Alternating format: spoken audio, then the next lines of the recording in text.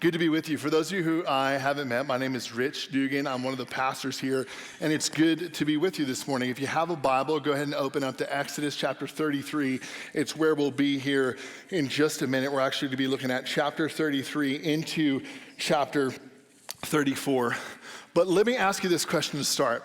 Have you ever in your life concocted this picture, an image of someone maybe you haven't met, an experience you haven't yet had, or maybe like a place that you haven't yet actually visited and been to? You kind of concoct this picture and you have an idea of what this person will look like, or what this experience will be like, or maybe what this place will smell like. And you kind of get this picture in your mind, but it's based all off of assumptions. And then you actually meet this person, or you have this experience, you get to this place, and you actually engage it, and you're like, wait a minute, all of my assumptions were dead wrong. Has that ever happened to you? Like, it's happened to me before when I've met somebody, and then I have this picture in my mind of what they're gonna look like and what they're gonna be like, and then I'm just really wrong about it. Maybe you've planned a vacation, and you had all these expectations. You had this idea of what your vacation was gonna be like. Then you got to your vacation, and maybe it was way better or way worse than this picture you've concocted in your mind. When I was thinking about this week, it actually reminded me of my honeymoon. Now, Kate and I got married pretty young, and we decided to go on this, what felt like a very expensive vacation at the time, but now it's a kind of a cheaper vacation. We went to this all-inclusive resort in Punta Cana, and the Dominican Republic is beautiful, right? We get there, we're freshly married, she's 20, I'm 21. I'm like, yeah, this is gonna be so fun. And Kate's like, yeah, I'm gonna have like drinks at the pool. They're not gonna card me, you know what I mean? And like, we're married, who's gonna tell me no, you know? And so we get to this resort and we walk in, and it's pretty beautiful. Like you have the whole tropical scene, and the whole, like everything's kind of opened up. We get to our room, the room's great, and then we go to dinner that night. And dinner was like, this is weird. Like, the food isn't great. Like, it's okay, but it seems a little like reheated, like Applebee's-ish. I'm not above Applebee's, but that's what it felt like, right? I'm like, it seems a little off. And so we have dinner, and then the next day, so day 2, my beautiful newlywed wife has food poisoning. And our room, this is like a honeymoon resort. Our room is romantic. Romantic rooms like lower the level of privacy available. Like, there's nowhere to hide. And my poor sweet wife has food poisoning, and we were just married. And like, even the bathroom door for some reason is like see-through, which, like, bad idea even in a romantic setting, right? And so like this whole place is like, hey, kind of open, and poor Kate, she was just sick as a dog. And so we spent a lot of time in our honeymoon laying in bed, and what was happening there is Kate was sleeping, and I was laying there, and I watched a lot of, I'm curious if any of you have seen this, The Turtle Man on TV. That's all I could find. Has anybody ever seen The Turtle Man on TV? No? Okay, you're missing out, all right? This is actually something you should look into. Turtle Man's this dude who goes around and he gets animals from like under and inside of people's homes, and he'll go around and he'll go in there with his bare hands, and he'll always give this little sound that shows that he's doing his job, and he'll go, yeah, right? So I actually had like moments of intimacy with the Turtle Man as I sat there in my honeymoon bed, and my poor wife was sick, and my honeymoon was nothing like I pictured it to be. We did redeem the honeymoon. We went on a second one, and it was great. But like, I had this picture in my mind of what it would be like, and it was nothing like that. We do this a lot in our life. We have this picture in our mind of what something we have not actually experienced will be like, and then we experience it, and we're like, wait a minute, it's totally different. And what's interesting is we tend to do this with God himself. Like, we tend to create these caricatures of who God is in our minds, and oftentimes when we do that, it's all based off of assumption. And when we assume who God is, we tend to fall into one of 3 camps, right? This is brushing with a broad stroke, but just follow me. One is we paint God to be this like absent-minded grandfather who's kind of pie in the sky. He's kind when you talk to him, but for the most part, he's kind of distant and kind of over in the corner in a rocking chair, and he's only useful to us really when we need him to be. And even when he's useful, it's kind of more of like a comforting, kind of pushover-y kind of useful. But the problem with this caricature of God is that, like, what use is that God to us? What use is a pushover God who actually has no power? There's no need for him in my life. Another caricature that we can create is God as kind of angry, moody, frustrated God in the sky who like at any given time might like crack and ruin us. Kind of like, you ever see or hear about, it depends on what generation you're from, WWF or WWE, Undertaker? Like the lights would go black and then they'd come back on and he would pop out of the sky and chokeslam somebody. Like that's the picture you have of God, and you're scared to death of him because you're like, man, he's gonna do something and I'm definitely not like obeying him. I'm definitely not doing what he wants me to, so we're gonna have a problem if he ever shows up. But here's the problem with that caricature. If we're scared to death of God, like we don't hang out around people we're scared of. Like what's the point? So we just run. Or here's another caricature we like to create. God's just like us. God loves the things I love. God hates the things I hate. And you know what? Like when I really make decisions, it's like, hey, God would want me to do this. I base my understanding of God off of the feelings that I feel, and that's it. But here's the problem with that, and this is really popular. Here's the problem with that. When we finally get to the ends of ourselves, which like there will be times in life, if it hasn't already hit you, it will, and it will happen over and over and over again, where we find the ends of ourselves. And when we find the ends of ourselves and we create a God in our own image, then we realize that there's nowhere else to go. I'm gonna need to deal with my own faulty logic and my own anxiety and my own like wound upness forever, and I can never get beyond myself because the God I've created is me. Or maybe you have some other variation of a God that you've concocted in your mind. But here's the thing, when we create caricatures of God, we are creating something altogether different from who God actually is. And when we create something altogether different than who God actually is, and we decide to worship it, whether subconsciously or like actually actively worshiping it, we harm ourselves spiritually. When I say we harm ourselves spiritually, I mean to say that we harm ourselves to our core because we're spiritual beings. Like if you're in here and you think the world's all material, you've got it wrong, and you're not in the place to ever affirm you thinking that the world is all material, because it's just not true. So when we create these different pictures of God, it actually hurts us to our core. And if you were here last week, we talked about this. Like Israel, that is God's people, he created this golden calf, this image that they said, hey, like this is who I think God would be like. This is how I think God would act. And they like created this golden calf and they slapped God's name on it and they decided to worship it. They're just like prone to not follow God and to not submit to his ways for some reason or another. They're prone to concocting their own pictures of who God is. Here's the thing. Ancient Israel might be ancient. It might sound archaic, but I think we do the same thing.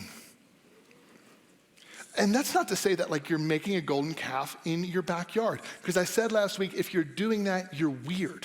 And everyone else is gonna think you're weird. But that is to say we give ourselves to the same construction of a different God than the God of the Bible in the way which he actually decides to present himself.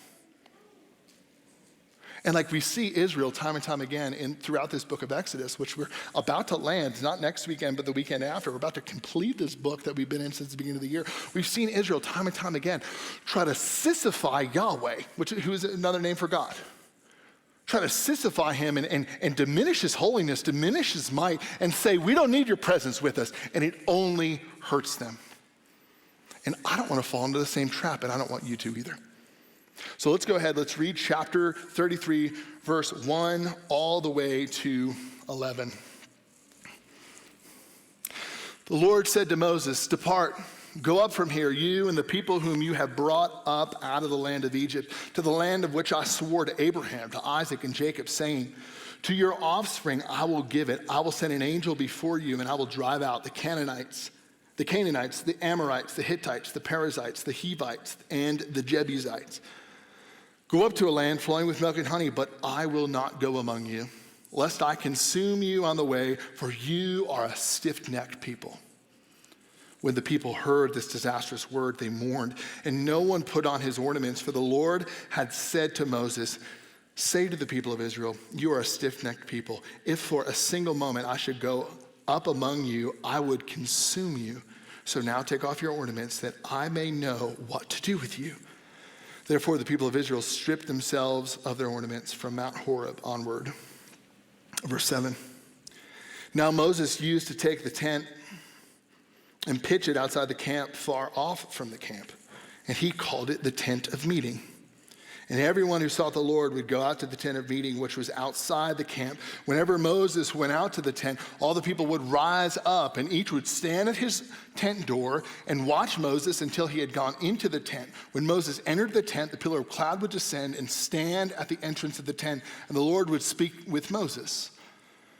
And when all the people saw the pillar of cloud standing at the entrance of the tent, all the people would rise up and worship, each at his tent door. Thus the Lord used to speak to Moses face to face, as a man speaks to his friend. When Moses turned again into the camp, his assistant Joshua, son of Nun, a young man, would not depart from the tent. Will you pray with me? Lord, you are gracious and good, and we're all here for a purpose. Maybe that purpose isn't to learn from you or to meet with you. Maybe that purpose is different. Like maybe we're visiting, or maybe we're just here by force because someone really talked us into it. Or maybe there are other reasons, God. Maybe we're just kind of going through the motions. But God, you said you would be among your people. So would you be kind enough to actually show yourself to us this morning? We want to see from you. We want to hear from you. We want to understand more of who you are, Lord. And there's like plenty of us in this room. I even feel burdens on my own back that just have things in our lives that we need you to lift up. We need to give you we need you to give us a picture of who you are. So God, would you do that this morning? Show us who you are. Shine light behind this text into our hearts. Teach us. In Jesus' name, amen. So here's what's happening in this text that I just read. God is giving the people of Israel exactly what they want. Like last week, we talked all about how they created this golden calf and they wanted to live life apart from God. And God is saying, hey, you know what? You know what, Israel? I promised you this land that I said I would give you, the land that's flowing with milk and honey, the land that's flowing with abundance, and I'm a promise keeper. So I'm gonna keep my promise, I'm gonna give you that land, but you go. You go ahead, you take that land, but I'm gonna stay right here. So God's like, hey, you asked for it, you got it. You ever remember like a parent doing that growing up? Like your kid asked for something, they're like, wait a minute, wrong choice. And mom's like, hey, well, you asked for it. This is it. This is what you asked for. God's like, hey, here it is. Like, you don't want me. I'm going to send an angel to lead the way, and you're going to follow that angel. He's going to lead you into the promised land, but I'm going to remain right here. And what does Israel do? The second he says that, they mourn. Like their stomachs fall out of themselves. You ever like get that punch in the gut where you're like, oh no? They mourn, and what they show is they're actually like sort of hangry for God. They actually like, you know what hangry means? Like I get hangry when I'm hungry and I'm so hungry that I begin to get a little bit irritable with people around me. They're like, they don't even know what they want, but they're hungry for more of God. They long for more of him, but they're actually deciding to try to push him aside. And you see some of this hangriness in this story that we just read of what Israel does is they actually go to the door of their tent and they watch Moses leave their camp and go out to the tent of meeting. And they watch the pillar of cloud descend upon the tent and Moses meet with God. And they watch him and they kind of salivate over the idea like, I want that. I want God's presence. I want to meet with God. I want to be with him. Like if you've been following this story of Exodus, you've realized that Israel does all they can to back out of the presence of God, to back out of the will of God over and over and over again. Imagine, like with me, just for a second, imagine if Israel would just settle into being God's people. Imagine if they would just settle into adhering to God's ways. But the truth is, like, they would rather God's gifts rather than God himself. They'd rather the blessings of God rather than the one who blesses. And it just doesn't cut it. Like, hear me for a second. We see this in our world all the time. There are people, like think of the tabloids for a minute. Like there are people in our world who have a bunch of the blessings of God. They have money in their pocket and those pockets are deep. They have a beautiful spouse, like kind of like one that you would kind of want to put on a poster and like tell other people about. Like they're kind of like showy in their relationships. They maybe have like a beautiful family. Their career is great. They have status. And then all they could do is complain. Like Good Charlotte was right. Lifestyle of the rich and the famous, what do? They're always complaining. Good luck getting that out of your head for the rest of the day. They're always complaining because the reality is that like money is empty without rolling up higher to something else. Like you could buy all that you want, all that you could ever need, but the reality is that it's not going, like money's not going to fill your soul. And like God's like, hey, go ahead and take this promised land. But they're like, wait a minute, I'm empty inside. The land flowing with milk and honey is not going to suffice.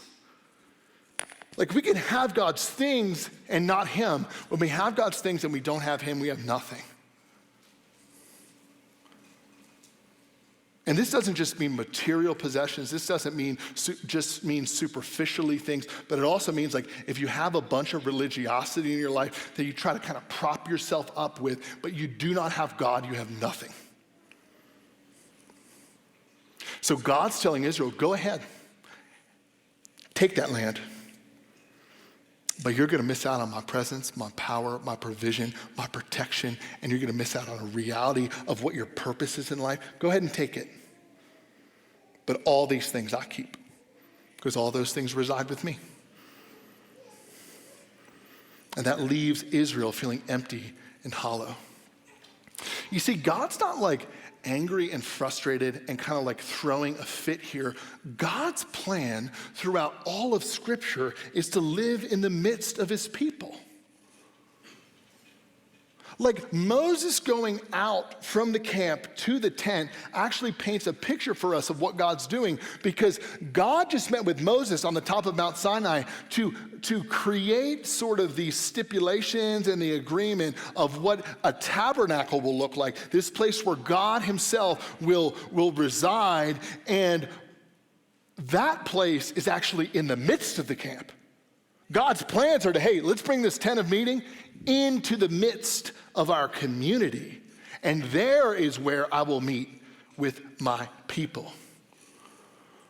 Like for God to leave his people would make them not his people. Do you get what I'm saying? Like God desires to be in the midst of his people. If God wasn't in the midst of his people, then they would not be his people. The tabernacle instruction we see in chapter 29, verse 43, he says it's there, and he's talking about in the midst of them, I will meet with the people of Israel. And here's what's cool. As we've gone through this story, in the beginning, we saw a lot of sort of the idiocy and the stumbling of Moses, and now we're seeing a lot of the idiocy and the stumbling of Israel, but we're seeing this maturity of Moses. Moses is like, wait a second. Israel wants to move on without you. They're realizing it's a problem. I realize that like life without you, God, is not what I want, and I don't want to do it without these people. So Moses actually intercedes on behalf of Israel, who's asking to continue without God. And this is what he says. Look, starting in verse 12. We're going to go to 16. Moses said to the Lord, see, you say to me, bring up this people. This is him talking with God. You bring up this people, but you have not let me know whom you will send with me. He's asking for Israel to come along with him. Yet you have said, I know you by name, and you have also found favor in my sight. Now, therefore, I have found favor in your sight. Please show me now your ways, that I may know you in order to find favor in your sight. Consider, too, that this nation, he's pointing to the people around him who don't want him. These are your people, Lord. Consider this nation. Verse 14, and he said, this is God, my presence will go with you, and I will give you rest. And he said to him, if your presence will not go with me, do not bring us up from here, for how shall it be known that I have found favor in your sight, I and your people? Now get this, this is the most important part of this passage. Is it not in your going with us, he's talking to God, is it not in your going with us so that we are distinct? I and your people, Moses saying, me and Israel, that we are distinct from every other people on the face of the earth. Like Moses knows here, in his intercession, he's saying, hey, life without you leads nowhere. In fact, God's greatest judgment against humanity is him leaving. It's the loss of him. We see this in the Garden of Eden when humanity decided to turn their backs on God and not follow his ways. We see communion, the perfect communion between God and mankind, marred at that point. Like the most brutal reality of life is life apart from God. And Moses is saying, hey, we don't want this. They don't want it. They don't even know, but they don't want it. I don't want it. So he pleads with the Lord because he knows that God's presence defines his people. He realizes that Israel's created this caricature of God, this caricature of themselves that like, hey, I'll do just fine without God. He's given me what I want. I don't need him anymore. And it's just not true. To paint any other picture would be a lie. And then Moses continues, like he asks for God's presence to stay with them. And he continues and he goes ahead and he asks to see God's glory. He says, I want to see your glory. Look at verse 17. And the Lord said to Moses, this very thing that you have spoken, I will do, for you have found favor in my sight, and I know you by name. Moses said, please show me your glory. And God said, I will make all my goodness pass before you and will proclaim before you my name, the Lord. And I will be gracious to whom I will be gracious and will be merciful on whom I will show mercy. So Moses asked to see God's glory. And what does God do? God's like, okay, I'll show you my glory. But like, let's ask the question, why does Moses ask to see God's glory in the first place? Like, what's the deal here? This is actually showing a little bit of Moses' maturity. Moses wants the assurance that God will do what he said, because he says, hey, I'll go with you, I'll be present with you. And now Moses is like, hey, okay, prove that to me. Prove that you're gonna be present with me and these people, Israel. But he's also like, Moses just wants more. He wants more of God. He wants to taste and see his goodness. He wants to understand more of who God is in this moment. So he's asking him for more. When Moses asks to see God's glory, he's asking for like a picture. Like, show me a Polaroid of yourself. Show me something where I could see what you look like. Moses is saying, show me your beauty. Show me your promise keeping. Show me your splendor. Show me how you could deal with such backstabbers with loving kindness. Show me yourself. God, show me more. I want to see more of you. And in verse 20, we see that God responds and he says, hey, I will show you, but you can't see me and live. God realizes that he's so glorious, like his self-contained glory that isn't affected by anything else, that isn't caused by anything else. He says, hey, I'm actually like so glorious, you couldn't handle it all. So what God does is he says, hey, I'll give you a glimpse. And he pushes Moses into this cleft of a rock. And he says, you get into that cleft and I will pass by you. And he does just that.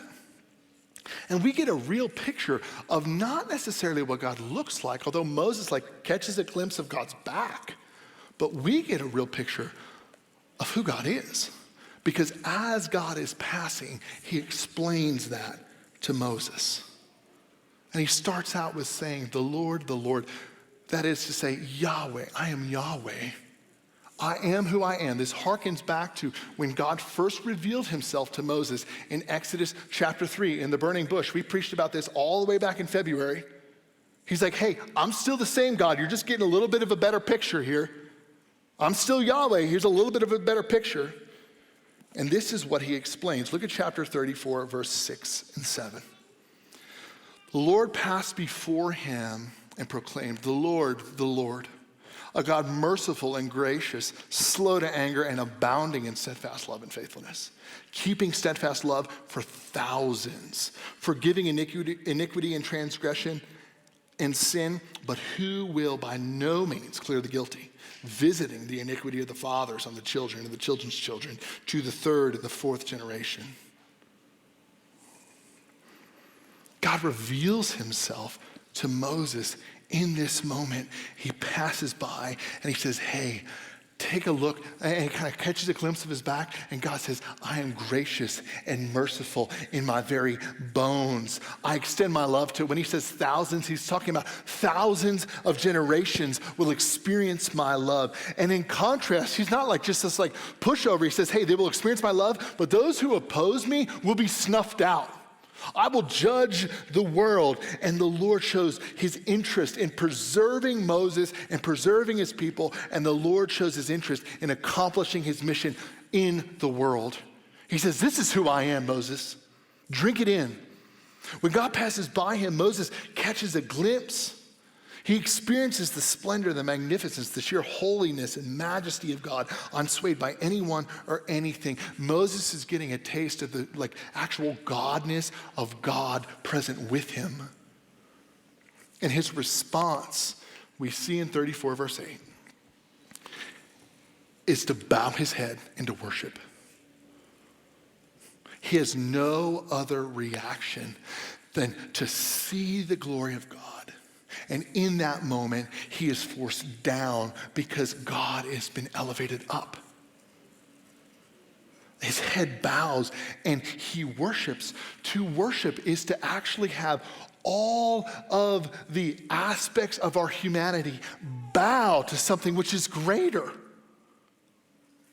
That's why idolatry is so sinful and gross and demeaning to humanity, because we're actually bowing to something less, but in bowing to God, we're bowing to something greater. And in the moment of bowing, in the moment of catching a glimpse of God's glory, there's actually a transformative process happening in us. All of the awe is also wrapped up in actually seeing who God is and realizing the meaning he has for us in this world, realizing that his ways are good. When we get caught up in the grandeur and the beauty and the gloriousness of God, there is actually something revelatory happening in us. God is shedding light on who he is, and in the same process, God can't shed light on who he is without also shedding light on who we are. Those things happen simultaneously. So when we see the glory of God, when Moses is staring at God's back, he's actually being transformed inwardly, and he doesn't even realize it because he's caught up in who God is. His ways and God's ways begin to align all the more. Things begin to click because God actually has spiritually empowered them to click in that moment, because we're catching a glimpse of who he is, and God doesn't leave things unchanged. He's better than some we can see the mountains from the very tippy top of many peaks here in Colorado. We could see the ocean from the sand of some shore somewhere in the world, and we could look at its grandeur and we could be in awe, but then we leave, and unless we go back to that space, we're not gonna feel that until we go to that space again and see it again, and we're punched in the gut with the amazing grandeur of creation. But how much greater is the one who created those very things that punch us in the gut with like, wow. And how much more does the glory of God permeate place, but actually follow us throughout the world and into our innermost being.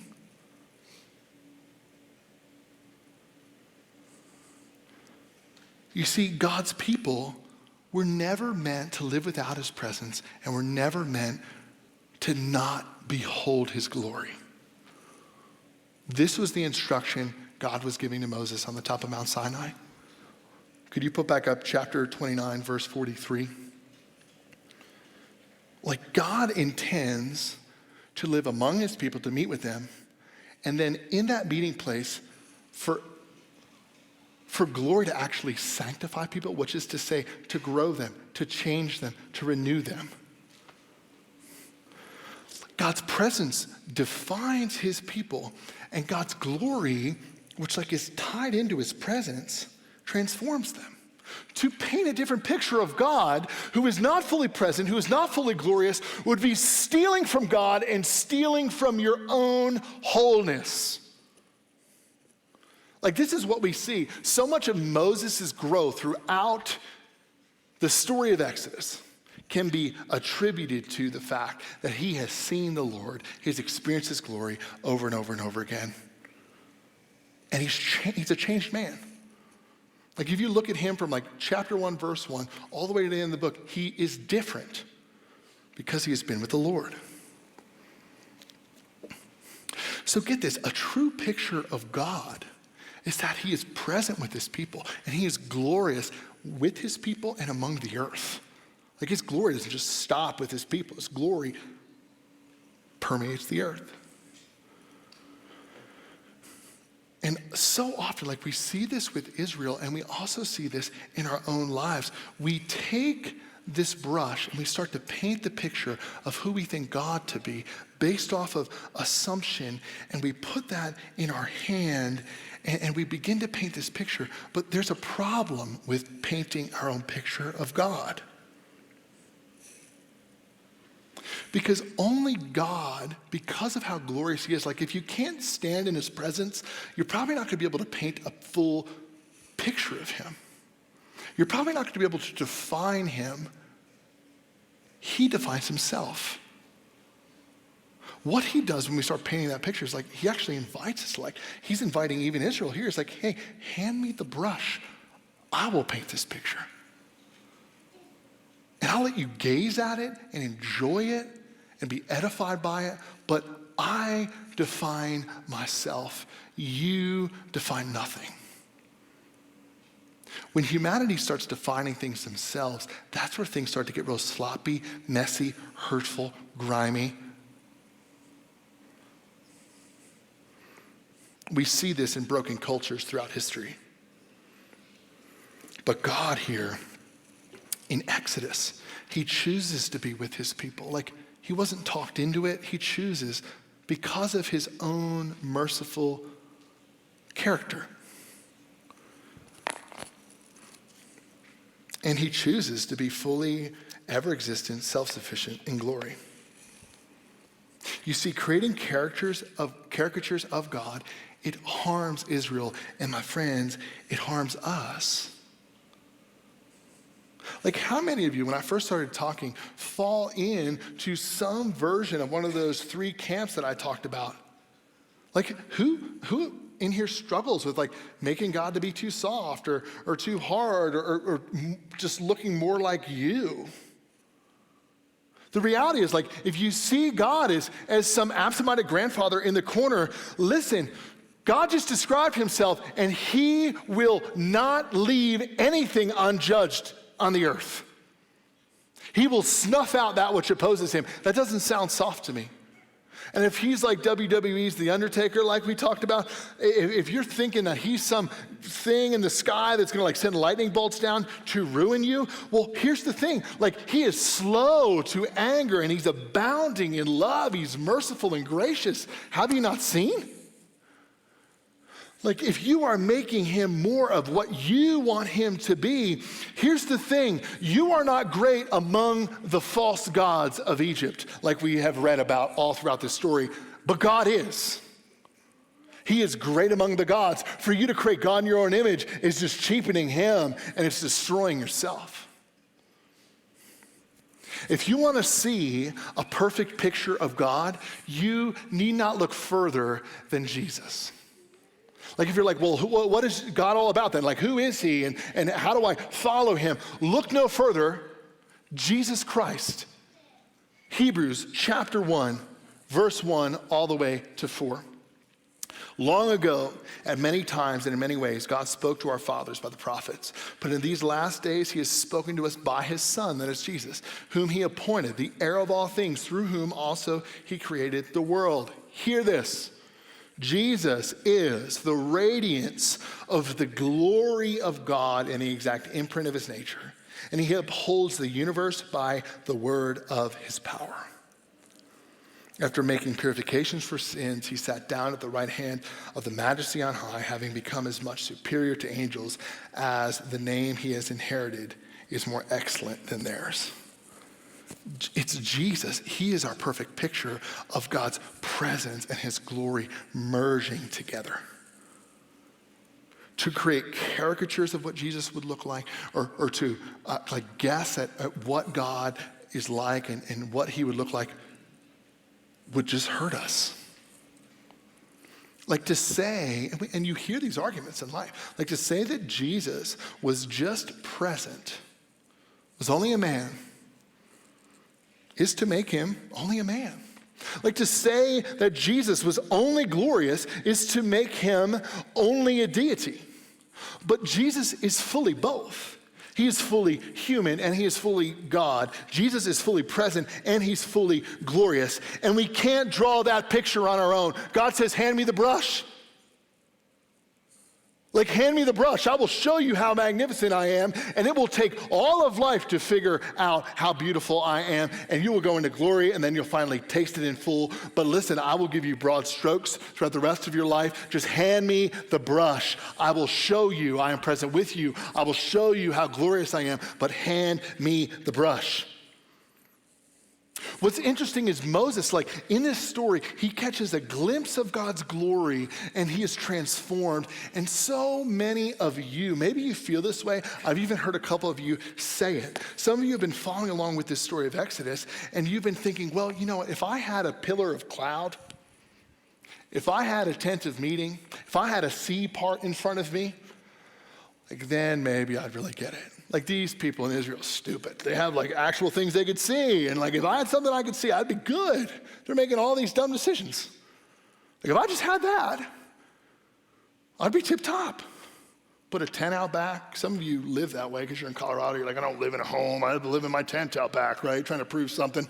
Becoming like the squirrels, right? But anyway, here's the thing. Here's what's silly about that idea.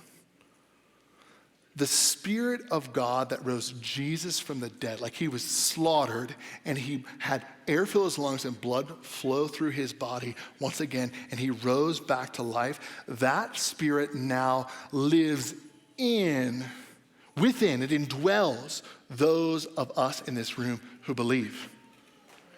And you know what that means? 2 Corinthians chapter 3, verse 17 and 18 say this. Now the Lord is the Spirit, and where the Spirit of the Lord is, where's the Spirit of the Lord? Within believers. Where that Spirit is, there's freedom.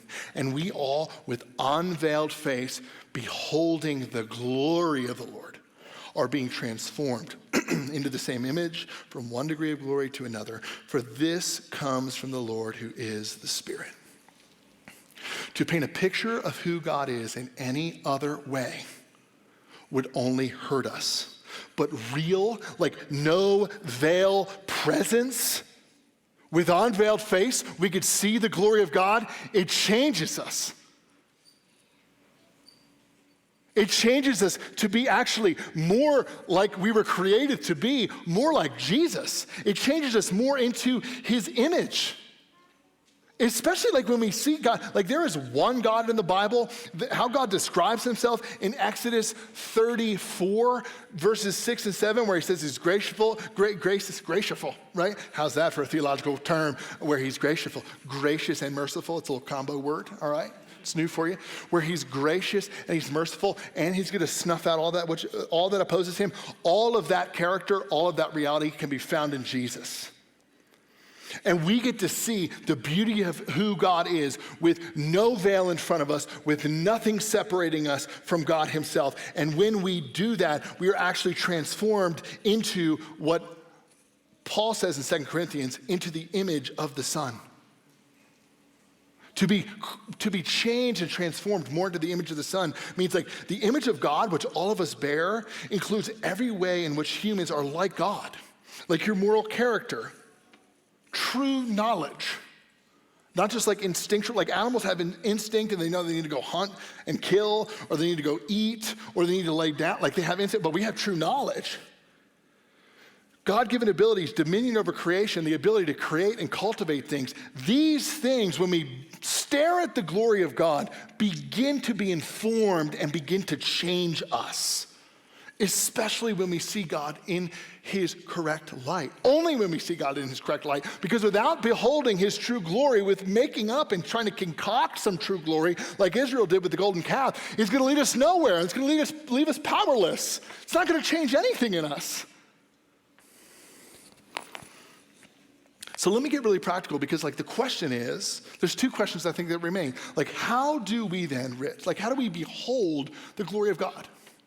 And if I do behold the glory of God, then like practically, what does that look like? To be transformed in the image of the Son, sure. Like I get that you already said that, but like what does that really look like?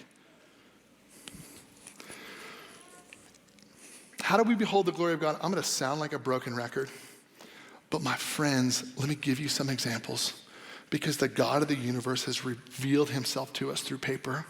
And so many of you, I hear this, are like, I actually don't feel God's presence. I just feel like God is so far. And like you haven't opened your Bible in a minute. And minute is the variable word there. You've chosen not to stare into his glory that is revealed to us on paper. God shows us himself in his word. And you know where else he shows himself? This is why it's so good that we planted this thing. He shows himself in community. Like we need each other to display the glory of God and to talk about the beauty of God so that others can be like, oh yeah, that's right. Listen, like if I'm really honest, and I actually was like convicted by this week. I was on a bike ride, and when I was in between climbing hills, because when I'm climbing hills, I'm fighting for my life. I can't think straight, right? So like I'm actually huffing and puffing to the point of seeing stars, and I'm just like the whole time like, Lord, make me more like Ross Poulin, who could climb mountains effortlessly, right? But like on my ride, I was thinking about this sermon. I was thinking about how God actually does reveal his glory in the midst of his people. And I was convicted about the reality that like I have some things that I deal with that I'm actually not like super honest with other people about. And like I need to be honest so that they can point to the glory of God and I can be reminded of how good he is. And I'm just gonna share that with you right now. Like I have days where I'm like, is this worth it? Like, is selling my life for the mission of God worth it? Is moving away from family and comfort and things I really love, like being here in Denver. I love Denver and I love you, but like, I feel homesick often. I feel tired. I sometimes like long for a 9-to-5 job where I could come home and not care. I don't know if that's possible, but I long for it. Like I have these things where I'm just like, what's the point? What's the point of giving my life to this? And there are moments where I'm just ready to kind of toss in the towel and be like, forget it. This is dumb. I'm over it. I get really angry. I get frustrated. And oftentimes, like if I'm real, it's profanity laden. I begin to hate people I love. I begin to hate things that I really enjoy that God has called me to. And in that moment of thinking about that on my bike, the Lord's like, hey, you've just stopped looking at my face. Like in those moments, I need to be honest with other people so that they can remind me of the glory of God, because when I turn my face away from the goodness and the reality and the beauty of God, I begin to get in those dark spaces. But he's like, hey, I've actually given you brothers and sisters around you so that you can be honest with them and they can remind you of how worth it I am. And then I turn in that moment, the Spirit of God just like overwhelmed me, and I turn my face to his glory. And I was like, yeah, there it is. Like, this is what it's all about. This is what it's for. Like, how many of you have these moments where you're just like, you treat church like something that's optional, like you're just really quick to not show up. You're like fellowship groups, oh, that's just like a thing that the church does, and like, maybe we'll go, maybe we won't. These are environments where we behold the glory of God. They're environments that wake us up to the beauty and the grandeur of God. They're on purpose. We're not just here to try to we don't pass plates in part because I don't just want you to think you're here to for us to get your money and then send you home. We're not trying to keep some program running. This is God's people gathered to behold his glory so that we can go out transformed with power. How do you behold the glory of God? We behold the glory of God in his word. We behold the glory of God in intentional community. And we behold the glory of God in things like prayer and quiet. Like we can actually talk with God. We can actually find quiet spaces, but for most of us, our lives are so loud we can't even begin to get quiet. And I feel that too. I just went on a little 2-day getaway with my wife. We celebrated 10 years. We went to Vail, which I'm not rich enough to be in Vail ever, right? But we went there and it was good. But it was 2 days and I couldn't stop my mind from everything I had going on here. It's hard to get quiet, but God invites us into that so that he could reveal his glory to us.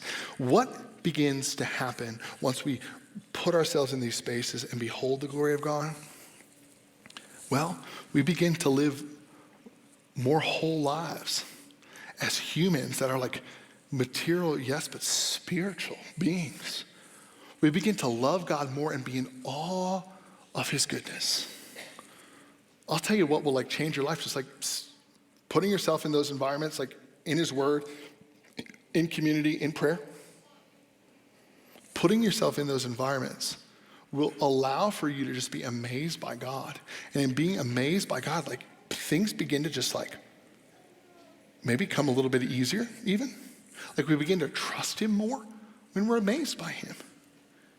Holiness, which is to say living more like God, becomes a little bit simpler.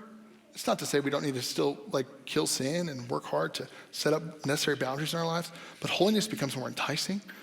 We begin to leverage our gifts and use them for our family and for others and in the church.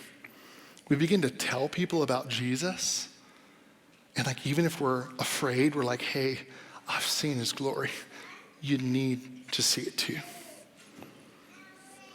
And just like the text we just talked about said, from one degree of glory to another, over time, this is a lifelong thing, friends. One degree of glory to the next. Over all of life, we will be transformed. And here's the good news. If God only was glorious, that would be really intimidating. But God is also present with us, and he delights to be merciful to us. So he's given us his presence and his power to actually allow for us to step onto this playground and play. This isn't something where we're going to fail over and over again, but the invitation is always hey, I'll give you what you need. Keep going. Let's pray. Lord, you are present with us here even now. You're glorious with us here even now. God, help us to see you for who you are and to not create other pictures of who maybe you could be. Show us your glory, God. I pray that we would at Fellowship Denver be marked by people, marked as people who see you and are enamored by you and love you and bow to you. God, please. We love you. In Jesus' name, amen.